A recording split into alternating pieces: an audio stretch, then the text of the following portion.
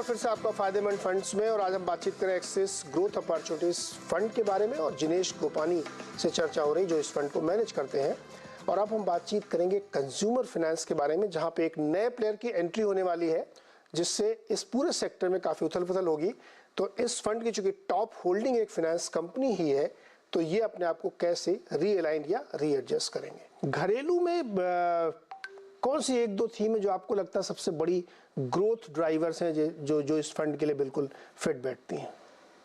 अगर आप इंडिया का कॉन्स्ट्रक्ट देखिए, अगर आप 6% रियल जीडीपी ग्रोथ देख रहे हो और 11% नॉमिनल जीडीपी ग्रोथ देख रहे हो, there will be many sectors and many companies जहां मार्केट शेयर गेन अपॉर्चुनिटी है और can become pretty big, can grow at 1.5x to 3x of nominal GDP. Clearly, उसमें retail finance is a very big sector. अगर आप देखिए consumer penetration mortgages में, retail credit cards में और काफ़ी बाकी प्रोडक्ट्स में काफ़ी कम है। अगर आप ग्लोबल एवरेजेस देखिए, इवन मॉर्गेजेस अगर आप देखिए is just 15% of total penetration versus globally it ranges around 30, 40, 50% of the total household market. So consumer finance, retail finance बहुत बड़ी अपॉर्चुनिटी है अगर वो कंपनीज अच्छे से प्ले करती है। एसेट क्वालिटी अगर आप देखिए बहुत बढ़िया है। After coming out of Covid, most of the companies जिन्होंने नंबर्स आए हैं, आई थिंक एसेट क्वालिटी बहुत ही स्ट्रांग है थैंक्स टू सिबिल डेटा। आज डेटा का जो यूज हो रहा है, डेटा एनालिटिक्स के हिसाब से आपको बहुत अर्ली वार्निंग साइंस मिलते हैं इन टर्म्स ऑफ कहाँ डिफॉल्ट, कौन से रीजन में, कौन से सेक्टर में कहाँ डिफॉल्ट आ रहा है, कहाँ जॉब क्रिएशन कम हो रही है। So I think data analytics के वजह से आपको एसेट क्वालिटी में बहुत डिफरेंस देखने मिल रहा है, which is good in a way for the company.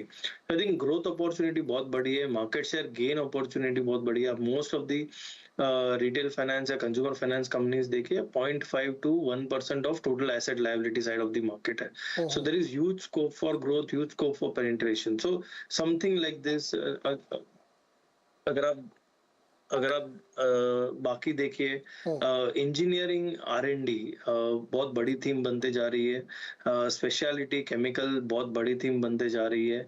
I think clearly China +1 में स्पेशलिटी केमिकल्स विल बेनिफिट। थोड़ी लॉन्ग टर्म है, but that is how we feel that ये सब में अगर आपके पास टैलेंट है, मैन पावर है, कैपिटल है और एग्जीक्यूशन कैपेबिलिटी है, तो then opportunities growing very very significantly. So renewables एक बड़ी थीम बनते जा रही है ग्रोथ साइड पे। इलेक्ट्रिक व्हीकल ईवी थीम बड़ी बनती जा रही है। So I think mix and match है। एग्जिस्टिंग कंपाउंडर्स भी है आपके पास और न्यू कंपाउंडर्स भी आ रहे हैं। जिनेश, जैसे कि हम लोगों ने भी बात की कि चैट जीपीटी एग्जाम्पल था, एआई की वजह से दुनिया में एक बहुत बड़ा डिसरप्शन आ रहा है बहुत सारी इंडस्ट्री में।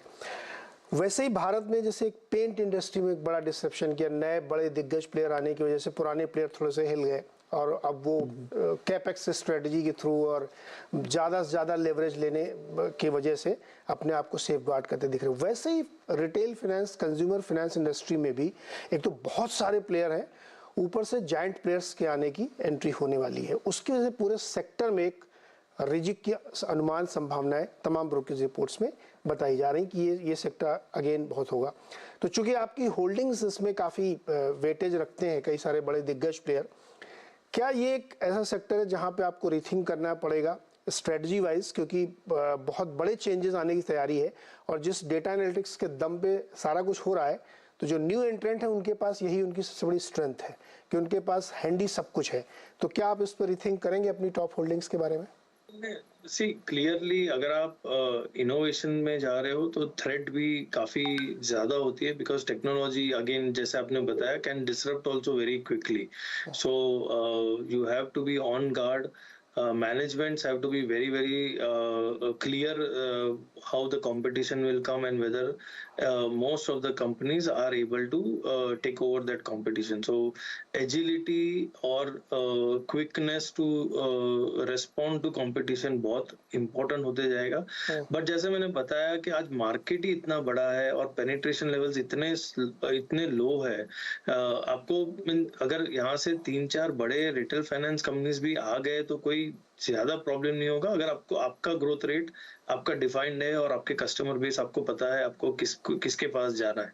So it's a 1.4 billion population plus अगर आप उसकी 10% भी मार्केट शेयर गेन करते हैं, like 14 crore people, I mean you can just imagine the amount of market availability, market share penetration availability or opportunity to get market share from that individual person in terms of the wallet share. So I think because market बड़ा है, आपकी अगर base infrastructure layout strong है, omni channel presence है, technology पे you have invested like the new players, I think it's a huge market. And plus अगर आप जैसे मैंने बताया कि अगर आप टोटल एनबीएफसीज भी देख लीजिए, total share of the NBFCs in the total asset liability size itself is very small.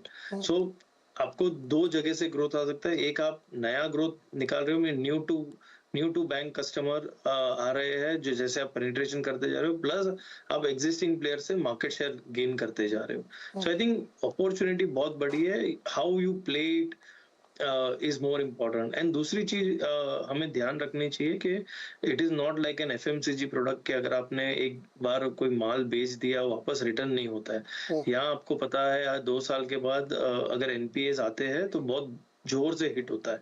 सो अगर आप रेकलेस ग्रोथ करते हो तो भी तकलीफ है और अगर आप स्लो ग्रोथ करते हो तो भी प्रॉब्लम है, बिकॉज स्केल इज इम्पोर्टेंट. सो आपको मेजर्ड वे में ग्रोथ करना पड़ेगा, but at the same time आपको यू हैव टू एंश्योर के जो आप मार्जिन या स्प्रेड बना रहे हो, it's a very thin margin businesses. तो आप जो स्प्रेड बना रहे हो आपके क्रेडिट कॉस्ट में खत्म ना हो जाए. So I think and it's a leverage play. अगर आप देखें technically banking is a leverage play. आप 100 रुपए की कैपिटल में आप 600 रुपया 6x या 7x लिवरेज कर रहे हो.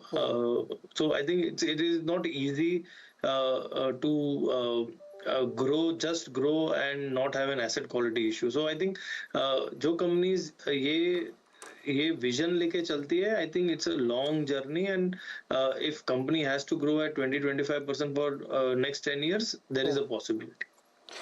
ओके, तो लंबे समय के लिए कर सकते हैं इस पे निवेश. और जैसा कि जिनेश कह रहे हैं कि कंज्यूमर सेगमेंट जो है बहुत बड़ा है, तो नए प्लेयर के लिए भी जगह बन जाएगी यहाँ पे. थोड़े बहुत एडजस्टमेंट होंगे क्योंकि एग्जिस्टिंग प्लेयर को अपनी कॉस्ट इफेक्टिवनेस भी देखनी पड़ेगी, फाइनेंशियल प्रोग्रेस कितनी है, कितने डीप पॉकेटेड हैं आप, और जो लेवरेज की बात करें वो बहुत इंपॉर्टेंट प्ले होगी इसमें. तो ये सवाल इसलिए मैंने रखा था क्योंकि ये टॉप होल्डिंग है इस फंड की, तो वहाँ पे क्या असर पड़ सकता है इस पे बातचीत की हमने. और साथ ही एक जो नई थीम दुनिया में चल रही है उसको इस फंड में बहुत अच्छे से कैप्चर किया जा रहा है, जिसका एक उदाहरण है आर्टिफिशियल इंटेलिजेंस, और उसके जो दिग्गज प्लेयर हैं उसको इस फंड में रखा गया है. जिनेश, बहुत शुक्रिया जुड़ने के लिए और बहुत अच्छे से एक्सप्लेन करने के लिए कि जो लोग ग्रोथ की अपॉर्चुनिटीज नई देख रहे हैं और जिनको लगता है कि एआई एक नई थीम हो सकती है, कंज्यूमर फाइनेंस एक नई थीम हो सकती है, उनके लिए एक बहुत अच्छा ये फंड है जहाँ पे वो पैसे लगा सकते हैं. आप लोग पढ़िए इसको, जानकारी हासिल करिए, सब कुछ अवेलेबल है फ्रीली, और आपने इंटरव्यू सुना ही, सारी बातें इसमें क्लियर है. बहुत बहुत शुक्रिया हमारे साथ जुड़ने के लिए. अगले हफ्ते फिर किसी नए फंड मैनेजर और एक नए फंड से बातचीत.